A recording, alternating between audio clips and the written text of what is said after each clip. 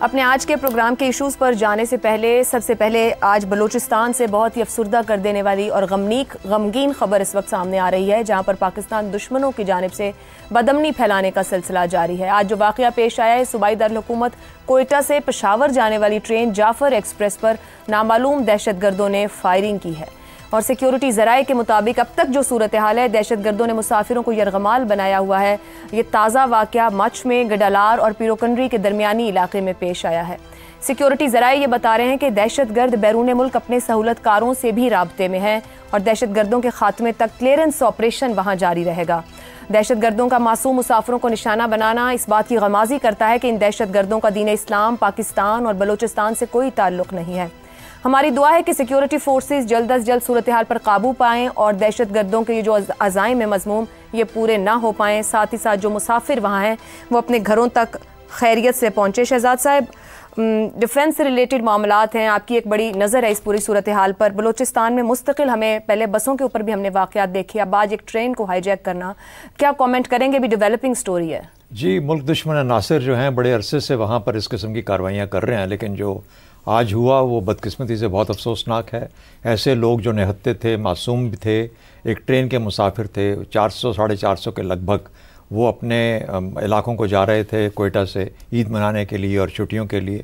تو میرا خیال ہے کہ جب وہ اس وجہ سے جب وہ گئے اور ان کو پھر ایسے دشوار گزار بولان پاس کے علاقے میں ٹرین کو روک کے ایسے لوگوں کی طرف سے جو کہ غالباً نہ صرف ہمارے ملک کے دشمن ہیں بلکہ انسانیت کے بھی دشمن ہیں، ان لوگوں نے ان پہ حملہ کیا، ان کو یرغمال بنایا۔ خبریں آ رہی ہیں اس طرح کی، تو ہماری ڈیفنس فورسز وہاں موجود ہیں، وہاں جانے کے وہاں پہنچی ہیں اور انشاءاللہ وہ تو فورسز موو کر گئی اور تمام وہاں پہ جا کے اپنا وہ ایکشن کریں گی۔ میرے خیال میں اس وقت بہت ساری خبریں خام خواہ میں پھیل رہی ہیں، ہمیں بہت دھیان کرنا چاہیے، خیال کرنا چاہیے اوتھینٹک نیوز کا جو کہ ہماری گورنمنٹ کی طرف سے، اور مجھے یقین ہے کہ منیمم جو کم سے کم تر نقصان ہے اس کے بعد پاکستانی افواج اور پاکستانی سیکیورٹی فورسز اپنے لوگوں کو بچا پائیں گے اور اپنے اور ان کو ختم کر دیں گے، ان کو ایسے لوگوں کو۔ یہ بھی آپ بتائیں کہ وہ ٹیرین کتنا جی وہ دشوار گزار ہے، لوگوں کو یہ بتانا بہت ضروری ہے۔ جی دشوار گزار علاقہ ہے بولان پاس کے بعد اور مچ کے علاقے کے درمیان میں، اور وہاں پر کوئی ایسی جسے کہتے ہیں لائنز آف کمیونیکیشن جہاں پر رستے بنے ہوں، کوئی سڑکیں ہوں، وہ بھی نہیں ہیں، تو خبر پہنچتے پہنچتے بھی وقت لگتا ہے اور پتہ لگتے لگتے وقت لگتا ہے، لیکن بہر صورت ہماری افواج نے فوراً اپنا ریئیکشن شو کیا، رسپانس کیا اور وہاں پر پہنچ کے معاملے کو اس وقت انہوں نے کنٹرول کیا ہوا ہے، اور انشاءاللہ امید ہے کہ وہاں سے خیریت سے جتنے لوگ ہمارے زیادہ سے زیادہ نکل سکتے ہیں خیریت کے ساتھ انشاءاللہ مسافر اپنے گھروں تک خیریت سے پہنچیں گے، اور جب یہ معاملہ کنکلوڈ ہوتا ہے تو اس کے اوپر بھی ہم بات کریں گے۔ آج ہمارا معاملہ ہے جو کابینہ میں اضافہ ہوا ہے، اور کابینہ میں اضافہ ہونے والوں میں ایسے لوگ بھی شامل ہیں جو حکومت کے بہت بڑے ناقد رہے ہیں۔ شہباز حکومت نے وفاقی کابینہ میں 27 نئے وزرائے مملکت اور مشیروں کو شامل کیا ہے۔ کابینہ میں مسلم لیگ نون، MQM، بلوچستان عوامی پارٹی، PTI کے سابق رہنما پرویز خٹک، سابق سینئر بیوروکریٹ ڈاکٹر توقیر شاہ، آزاد رکن اسمبلی مبارک زیب، صحافی حذیفہ رحمان، مختار بھرت، شزرا منصب، رضا حیات حراج، حنیف عباسی، مصطفیٰ کمال سمیت کچھ نئے اور پرانے چہروں کو شامل کیا گیا ہے۔ کابینہ کی تعداد اب 43 ہو گئی ہے۔ کابینہ میں شامل نام مختلف طرح کے سیاسی اور غیر سیاسی پس منظر رکھتے ہیں۔ کچھ ایسے نام ہیں جن کی سیاسی طور پر نون لیگ کی جانب سے جگہ بنائی گئی ہے۔ ان ناموں میں جنید انور، حذیفہ رحمان اور مبارک زیب شامل ہیں۔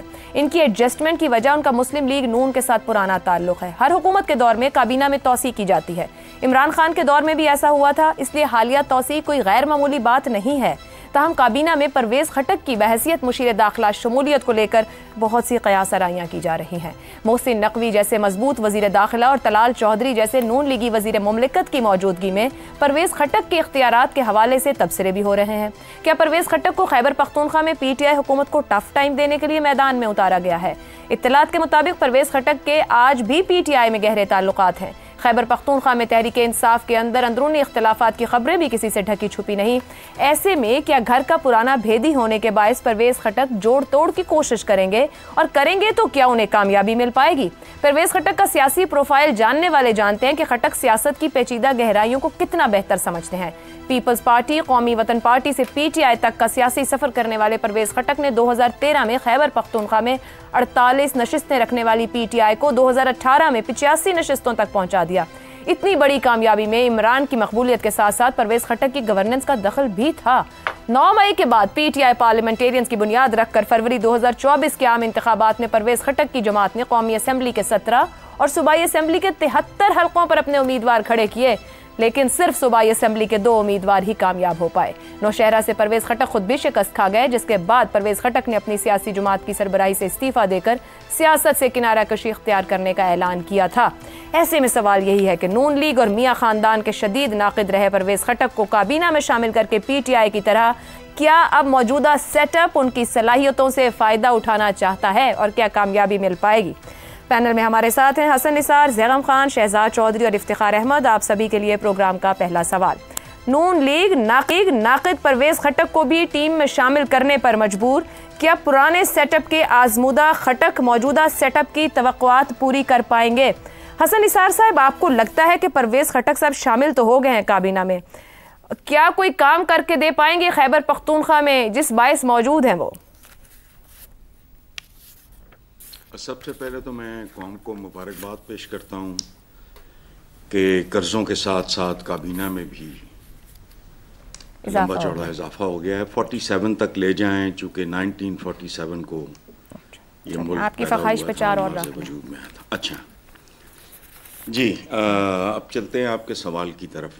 دیکھیں عائشہ، سیٹ اپ کی تبدیلی سے ڈی این اے، طبیعت یا تربیت تبدیل ہوتی ہے تو ممکن ہے لیکن لباس بدلنے یا سیٹ اپ بدلنے سے کیریکٹر تبدیل نہیں ہوتا۔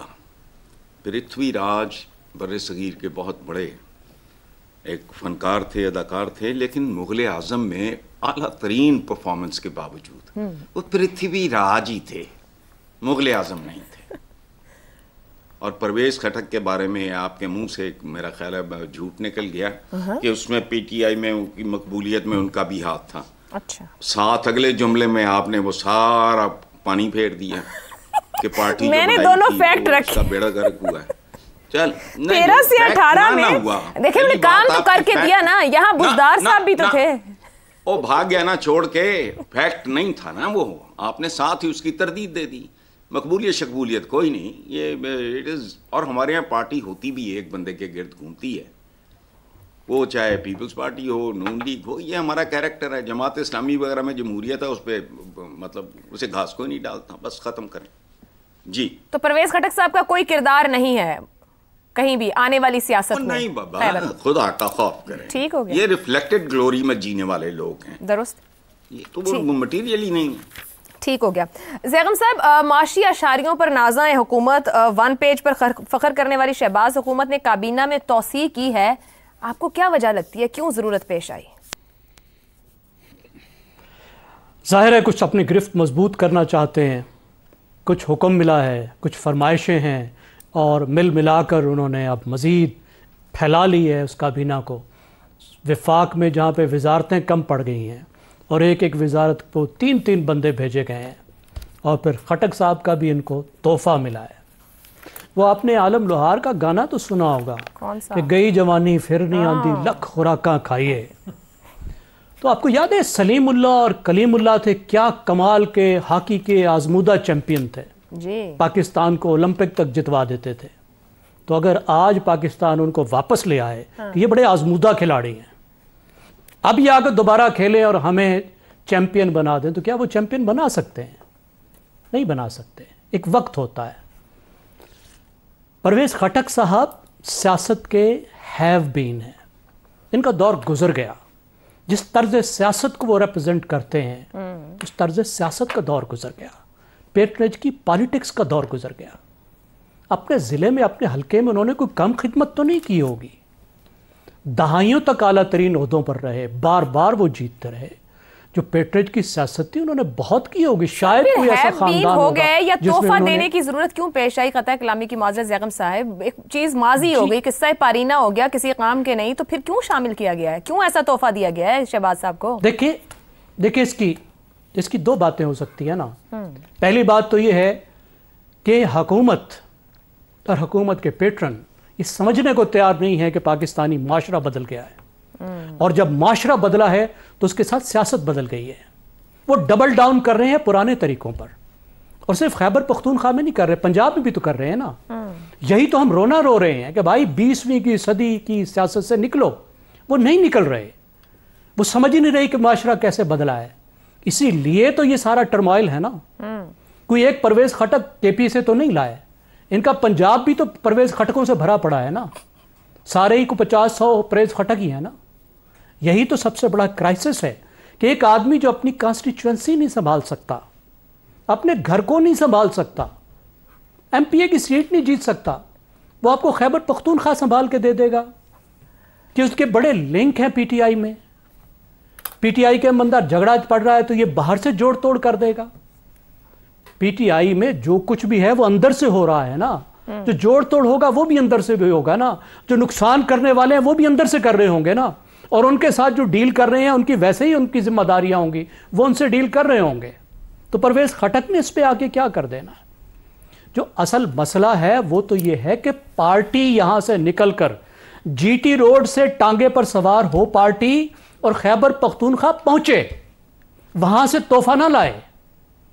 وہاں سے پرویز خٹک کا تحفہ لانے سے مسلم لیگ نواز پاپولر نہیں ہو جائے گی پختونخوا میں. سر آپ نے خود کہا نا تحفہ تو دیا گیا ہے کسی کی طرف سے، تو کسی نے کسی مقصد کو دیا ہوگا. کیوں ضرورت؟ سوال تو پھر وہی ہے کہ پرویز خٹک صاحب اگر کسی بھی کام کے نہیں پولیٹیکلی، نون لیگ نے تو نہیں اپنی خواہش پہ رکھا ان کو. تو بس یہ سمجھ لیجئے کہ جتنی ہمیں فہم اور ذہانت اور زیرک ہم ہیں، شاید وہ نہیں ہے جو سیاست کرتے ہیں. تو ٹھیک، وہ غلطیاں دہرا رہے ہیں. اس میں ہوتا بھی ہے بعض اوقات آپ اتنی بلندی پر ہوتے ہیں، اتنے بڑے مینار پر آپ فائز ہوتے ہیں کہ آپ کو اس 500 فٹ سے 1000 فٹ سے انسان چیونٹیوں کی طرح نظر آ رہے ہوتے ہیں. آپ کو پتہ ہی نہیں ہو رہا ہوتا کہ نیچے کیا ہو رہا ہے. آپ سمجھتے ہیں کہ ایسے کر لیں گے تو ایسے ہو جائے گا، ایسے کر لیں گے تو ایسے ہو جائے گا. درست ہو گیا. ایسے نہیں ہوگا. آپ کو سمجھنا ہوگا کہ معاشرہ کیسے بدلا ہے اور کیسے آپ نئی جماعت بنائیں. آپ نے جن علاقوں کو اگنور کیا ان کا دل کیسے جیتیں. صحیح. مسلم لیگ نواز کا مسئلہ کیا ہے کہ جی ٹی روڈ سے آگے دیکھنا ہی نہیں ہے. کیوں لوز کیا؟ انہوں نے خیبر پختونخوا کو لوز کیا، انہوں نے جنوبی پنجاب کو لوز کیا، انہوں نے کراچی کو لوز کیا. سر پتہ نہیں کیا کیا کچھ لوز کیا. الیکشن تو آج تک سوالیہ نشان ہے زلم صاحب، مگر آپ درست کہہ رہے ہیں. ٹھیک جی میں اب مشورہ دے دیتا ہوں آخر میں. چلیے ہم مشورہ دے دیتا ہوں. وہ یہ ہے کہ کہاں پہ وہ استعمال ہو سکتے ہیں. جی چلیں. میرا نہیں خیال کہ اس طرح وہ سوچ رہے ہیں، شاید سوچ رہے ہوں. وہ یہ کہ ہی از اے گڈ ایڈمنسٹریٹر، اچھے ایڈمنسٹریٹر ہیں، انسٹیٹیوشنل نالج ان کے پاس ہے. مثال کے طور پر وہاں پہ جو دہشت گردی کا مسئلہ ہے، انٹیریئر میں ان کو بنایا گیا ہے، اس کو سنبھالنے پر وہ کچھ ہیلپ کر سکتے ہیں. لیکن پھر اس میں ایک بہت بڑا مسئلہ آئے گا. مسئلہ یہ آئے گا کہ خیبر پختونخوا کی حکومت کے ساتھ اور پی ٹی آئی کے ساتھ جو ان کے خراب تعلقات ہیں، ٹھیک ہو گیا زلم صاحب، اس کی وجہ سے وہ برج بلڈنگ کا کام نہیں کر سکتے. شاید یہ تو آنے والے دن بتائیں گے وہ کچھ کر سکتے ہیں یا نہیں. آپ نے تو مکمل طور پر ویسے ان کو فارغ کر دیا.